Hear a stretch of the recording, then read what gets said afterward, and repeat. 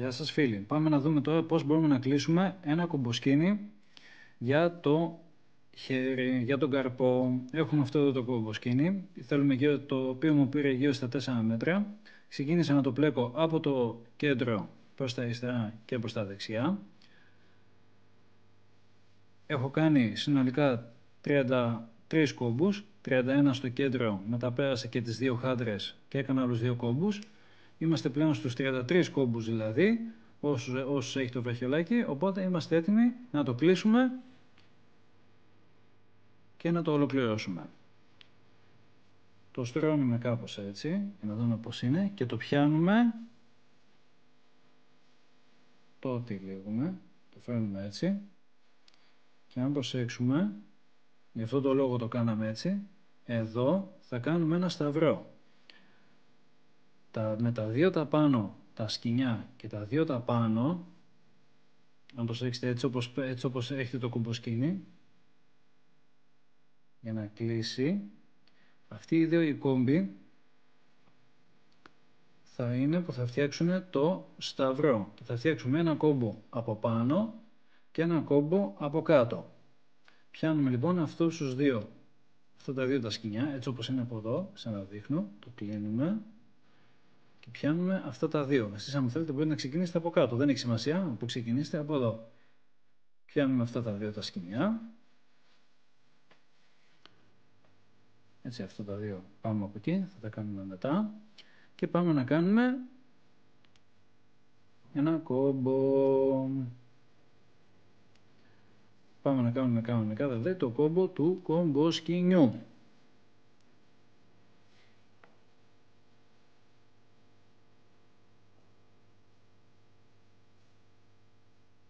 Μας παιδεύει τώρα λίγο. Βοηθάει καμιά φορά να τα τυλίξετε και λίγο έτσι. Να ανοίξετε λίγο εύκολα. Ωραία. Και πάμε. Έτσι όπως είναι λοιπόν εδώ αυτά τα δύο, κάνουμε κανονικά τον κόμπο του κομποσκινιού. Όπως ξέρουμε, όπως τον έχουμε δείξει.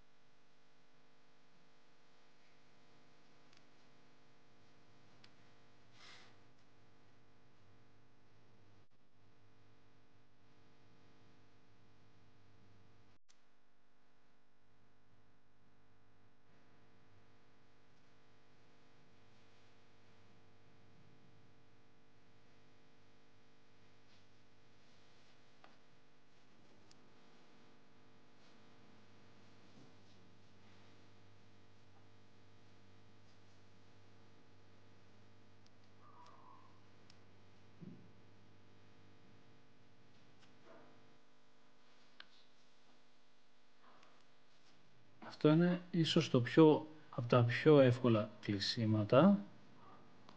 Θα σας δείξω μετά άλλα δύο κλεισίματα που ξέρω και εσείς μπορείτε να διαλέξετε να κάνετε όποιο κλείσιμο σας βολεύει.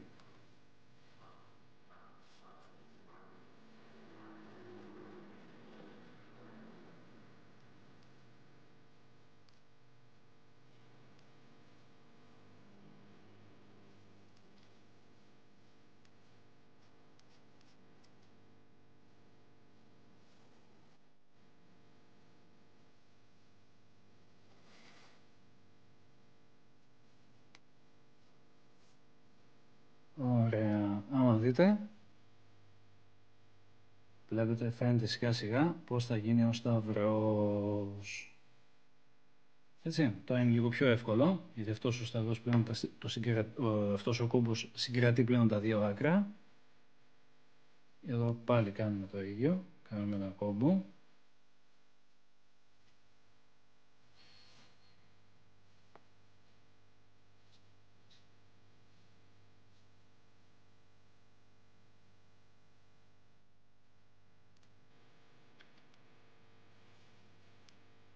Όλα αυτά βέβαια μην περιμένετε να τα μάθετε μέσα σε μια μέρα.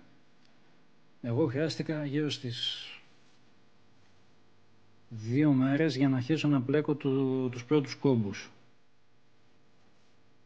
Οπότε θέλει χρόνο, βέβαια αρκετές ώρες αφιέρωσα εκείνες τις 2 μέρες.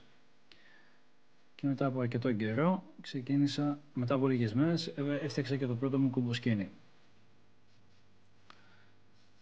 Εάν συνεχίσετε, όταν θα αποφασίσετε να μάθετε τον κόμπο, να μάθετε τα προηγούμενα βίντεο, που ελπίζω να τα έχετε δει,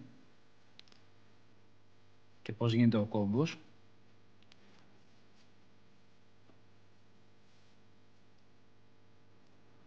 σημασία έχει όταν θα το ξεκινήσετε να δώσετε πολύ μεγάλη έμφαση στην αρχή.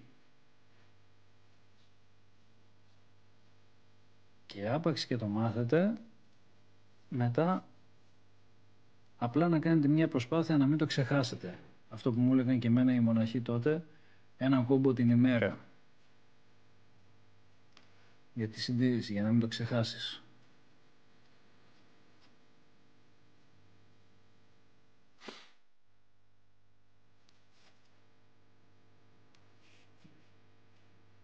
Λοιπόν, και εδώ το έχουμε έτοιμο.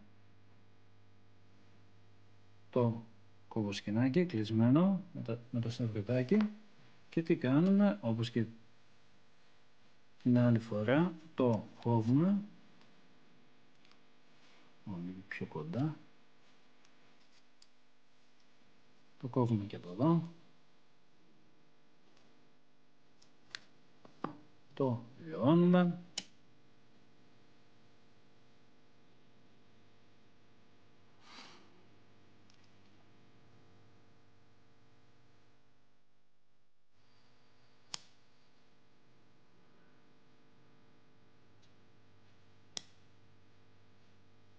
Και είναι έτοιμο να το δώσουμε σε κάποιον αδελφό.